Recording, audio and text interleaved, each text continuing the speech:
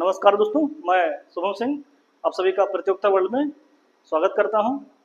आज का हमारा टॉपिक है संविधानवाद। मौलिक अधिकार का चैप्टर हम शुरू करने वाले हैं। उसके पहले आपको संविधानवाद समझना जरूरी है। बिना संविधानवाद को समझे आप मौलिक अधिकार के कॉन्सेप्ट को बहुत अच्छे से नहीं समझ सकते हैं। तो चलिए देखते हैं संविधानवाद क्या है। देखिए, हमारा जो कॉन्स्टिट्यूशन है उसमें बहुत सारे प्रकार के प्रावधान किए गए हैं।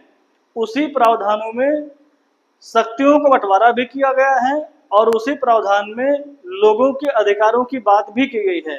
सरकारों के अधिकार क्या होंगे, सरकारों के कर्तव्य क्या होंगे, सरकारों के ऊपर प्रतिबंध लगा हुआ है, प्रतिबंध क्या क्या हो सकते हैं, लोगों के अधिकार क्या होंगे, लोगों के ऊपर प्रतिबंध क्या क्या होंगे, सारी चीजें लिखी गई हैं। बात समझिएगा, दुनिया में अलग अलग देशों में अलग अलग प्रकार का तरीका होता है शासन करने का, लेकिन शासन करने का वह तरीका जहां पर संविधान को सर्वोच्च माना जाए, संविधान ही आधार है, संविधान ही सब कुछ है, उसी से शासन किया जाएगा और इसे ही कहते हैं संविधानवाद। जिस देश की सरकार का शासन संविधान के नियमों के अनुरूप चले, संविधान द्वारा सीमित या नियंत्रित किया जाए, वहां पर होता है संविधानवाद। तो फिर से आप समझ लीजिएगा, संविधान के अनुरूप सरकार काम करेगी तो सीमित तरीके से काम करेगी, असीमित तो करेगी नहीं। जैसे बात समझिएगा, पहले के जमाने में प्राचीन काल में राजा होते थे और राजाओं का काम ही नहीं बटा था। राजा ही विधि बना लेता था, राजा ही जज का काम भी कर लेता था, न्याय करने का कार्य, राजा ही शासन भी करता था, राजा ही दंड भी देता था। मतलब उसके अधिकार और कर्तव्य बटे हुए नहीं हुए हैं, कुछ भी कर रहा है वो। और जब उसके लिए राजा के लिए कोई संविधान लिखा ही नहीं गया था कि किस तरीके से काम करना है, तो मनमानी काम करता था। और मनमानी काम करने का मतलब तानाशाही। लेकिन हमारे यहाँ लोकतंत्र में ऐसा नहीं है। हमारे यहाँ संविधान में लिखे गए प्रावधानों के हिसाब से शासन किया जाएगा और संविधान की यदि तवज्जो दे रही सरकार, संविधान को मान रही है, तो इसे बोलते हैं संविधानवाद। ठीक है, मैं लिख दे रहा हूं।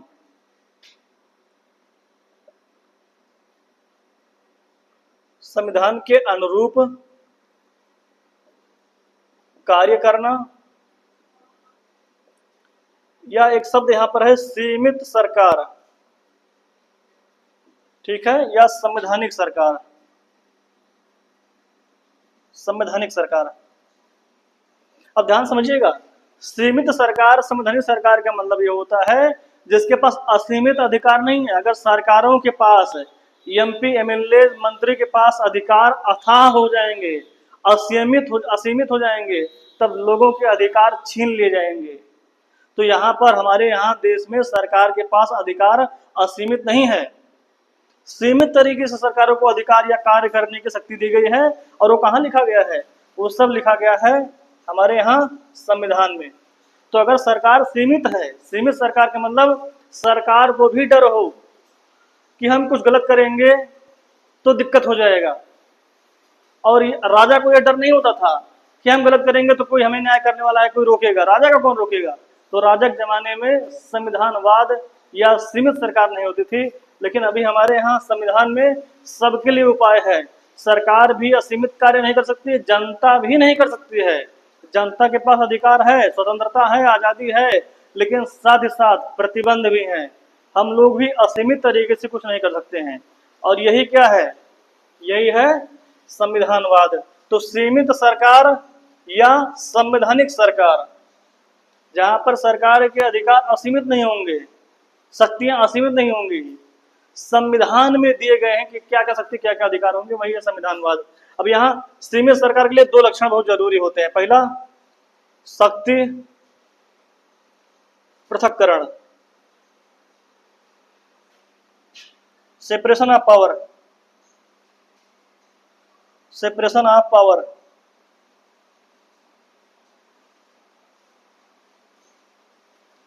ये बहुत जरूरी है सीमित सरकार के लिए।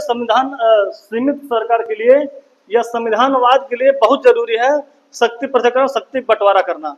दूसरा, मौलिक अधिकार का प्रावधान होना। मौलिक अधिकार का प्रावधान, बिना इन दो चीजों के संविधानवाद होगा ही नहीं। बात समझिएगा, संविधानवाद क्या है? देश में लोकतांत्रिक शासन की व्यवस्था करता है, देश में लोकतांत्रिक शासन को स्थापित करता है। और थोड़ा समझिए, बिना इन दो चीजों के देश में संविधानवाद होगा ही नहीं। अब शक्ति पृथक्करण क्या है, समझिएगा। देखिए, शक्ति पृथक्करण का मतलब यह होता है, सरकार के हमारे यहाँ 3 अंग होते हैं, कार्यपालिका, विधायिका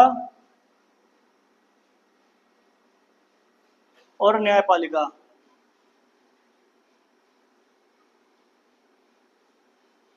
न्यायपालिका।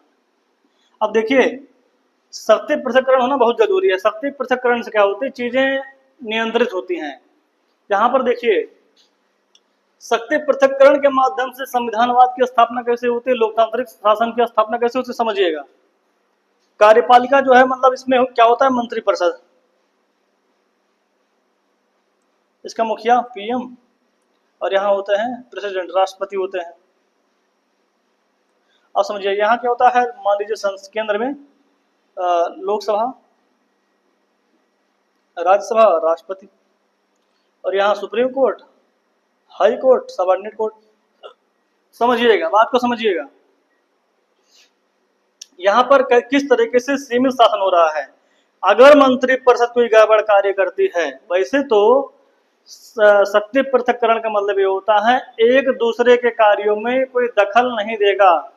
सरकार का एक अंग दूसरे अंग के कार्यों में कोई दखल नहीं देगा, इंटरफेयर नहीं करेगा, हस्तक्षेप नहीं करेगा। लेकिन कब हस्तक्षेप? तब नहीं करेगा जब सरकार का कोई अंग संविधान के अनुरूप, संविधान के अनुकूल कार्य कर रहा हो तब। अगर संविधान के प्रतिकूल कार्य करने का प्रयास जो करेगा, नियम को तोड़ने का काम जो करेगा, विधि को उल्लंघन करने का काम करेगा, तो वहां पर इंटरफेयर किया जा सकता है। अब देखिए, अगर ये सरकार में मंत्रिपरिषद है, किसी भी प्रकार का कार्य नहीं कर सकते हैं। जिस तरीके से संविधान में बातें लिखी गई हैं, उसी हिसाब से काम कर सकते हैं। अगर ये संविधान का अतिक्रमण करते हैं, तो यहाँ पर लोकसभा के पास ये पावर होता है कि अविश्वास प्रस्ताव ला करके, अविश्वास प्रस्ताव पास करके इनको भंग कर दे। और यदि लोकसभा गड़बड़ काम करे, संविधान का अतिक्रमण करे, तो प्रधानमंत्री राष्ट्रपति से कह करके लोकसभा को भंग करा देता है, अनुच्छेद 85। ठीक है, मतलब आप देख रहे हो, इनको डर है इनसे, इनको डर है इनसे। यही होता है शक्ति पृथक्करण। कार्य बांटे गए हैं, काम सबका अपना अलग अलग है, कोई दूसरे कार्य में इंटरफेयर नहीं करेगा। लेकिन तब इंटरफेयर नहीं करेगा जब सब लोग सही हों, तब इंटरफेयर नहीं करेंगे। भाई आप अपना काम करिए, अपना काम करेंगे। लेकिन आप काम ही गड़बड़ कर रहे हैं, संविधान का अतिक्रमण कर रहे हैं, वहां तो इंटरफेयर करना ही पड़ेगा। तो यहाँ पर ये अंग इससे रेगुलेट हो रहा है, ये इससे रेगुलेट, नियंत्रित हो रहा है। अब ये कभी कभार न्यायपालिका, विधायिका और कार्यपालिका दोनों के ऊपर नियंत्रण रखती है, देखते रहता है कि सरकार कोई पॉलिसी, तो इनका काम होता है पॉलिसी बनाना, योजना बनाना। न्यायपालिका, सुप्रीम कोर्ट, हाई कोर्ट देखते रहता है कि सरकार कोई ऐसी योजना तो नहीं बना रही जिससे लोगों के अधिकार छीने जा रहे हों और संविधान का अतिक्रमण हो रहा हो, संविधान की विधियों का उल्लंघन हो रहा हो। तो न्यायपालिका हस्तक्षेप फिर करने लगती है सरकार के कार्यों में। जब देखती है, जैसे सरकार द्वारा कोई ऐसा कार्य किया जाए जो पर्यावरण के लिए नुकसानदायक हो, जो व्यक्तियों के मौलिक अधिकार के लिए नेगेटिव हो, हमारी धरती के लिए नेगेटिव हो, आसमान के लिए नेगेटिव हो, वायुमंडल के लिए नेगेटिव हो, तो न्यायपालिका कहती है आपका ये अधिकार नहीं है कार्य करने का। तो सरकार को कार्य करने का अधिकार है, लेकिन यदि उससे लोगों को हानि हो रहा है बड़े स्तर पर, तो न्यायपालिका काम है इंटरफेयर करे और सरकार को रोके। ठीक है, मतलब इनको भय रहता है, न्यायपालिका, विधायिका भी हमारे ऊपर हैं, रेगुलेट कर सकते हैं। ठीक है, विधायिका, इनका काम होता है लॉ बनाना।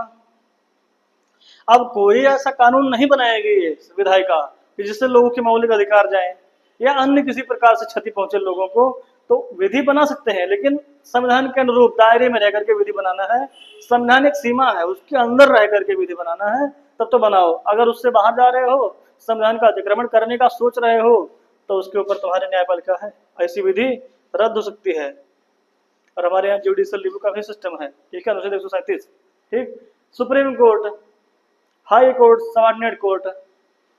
सबऑर्डिनेट कोर्ट को भी ये रहता है कि अगर हमारा निर्णय गलत होगा ऊपर जाके अपील करेगा व्यक्ति और ऊपर से न्यायालय लेगा। हाई कोर्ट में कोई व्यक्ति अगर गलत निर्णय देता है, जज वो अगर गलत निर्णय देंगे तो वो ऊपर अपील कर सकता है। बात समझ में आ रही ना। और न्यायपालिका स्वतंत्र निष्पक्ष है। बहरहाल इस पे भी कुछ न कुछ प्रतिबंध है। संविधान के हिसाब से इनके भी अधिकार असीमित नहीं है, इनको भी सीमित तरीके से अधिकार दिया गया है और ये भी संविधान के हिसाब से काम करें। ये तीनों अंग संविधान के हिसाब से काम करें, यही है संविधानवाद। जहाँ संविधान से हट करके काम करते हैं वहीं लोकतंत्र की धज्जियां उड़ जाती हैं और वहां पर संविधान नहीं होता है। दुनिया के सभी देशों में संविधान तो है लेकिन संविधानवाद नहीं है। संविधानवाद वही है जहाँ संविधान के हिसाब से देश कार्य करे, सरकार काम करे और संविधानवाद के माध्यम से लोकतांत्रिक शासन की स्थापना की जाती है। ठीक है, तो आशा करते हैं आप सभी को समझ में आया होगा। और मौलिक अधिकार संविधान में लिखे गए हैं, संविधान द्वारा व्यक्तियों को प्रदत्त हैं। बस सरकार का काम ये होता है वो अधिकार हमसे छीने ना। अब जैसे जीवन जीने का अधिकार है, सांस लेने, ये हमें कोई चीज कोई दे थोड़ी रहा है, बस हमसे लेना, वो हमसे छीना ना जाए।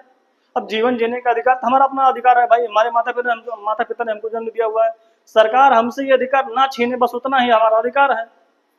तो जहाँ की सरकार संविधान से शासित होगी, सीमित होगी, वहां पर हमारे मौलिक अधिकार कैसे छीने जाएंगे। और जिस जगह पर राजा के पास पावर बहुत होगा, सरकार के पास पावर असीमित होगा, वहां पर लोगों के क्या अधिकार होते हैं, वहां पर लोगों के अधिकार ही नहीं होते हैं। मतलब लोगों का अधिकार होना यह दर्शाता है कि यह हमारे देश में शासन के अनुरूप सरकार काम करती है, सरकार की शक्तियां सीमित हैं और यही सीमित शासन है, संवैधानिक सरकार है।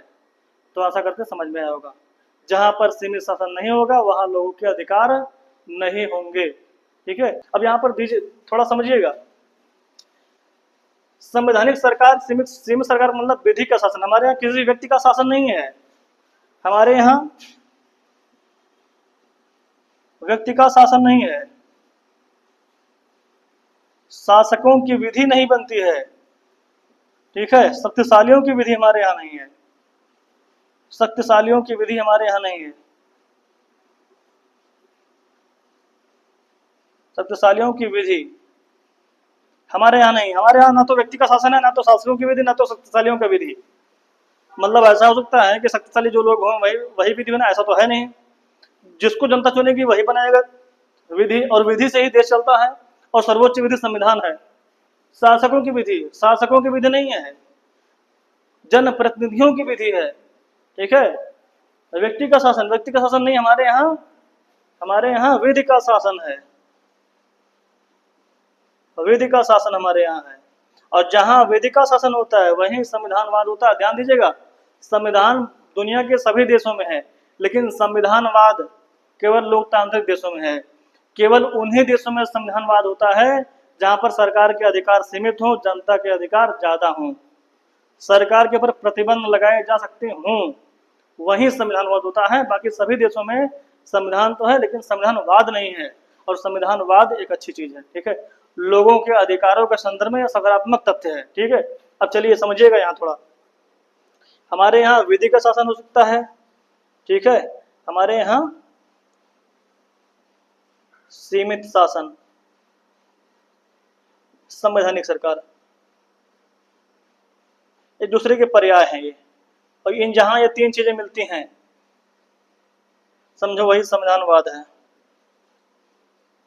संविधानवाद है। तो आशा करते हैं आप सभी को समझ में आया होगा। धन्यवाद, फिर मिलते हैं अगले चैप्टर में। ठीक।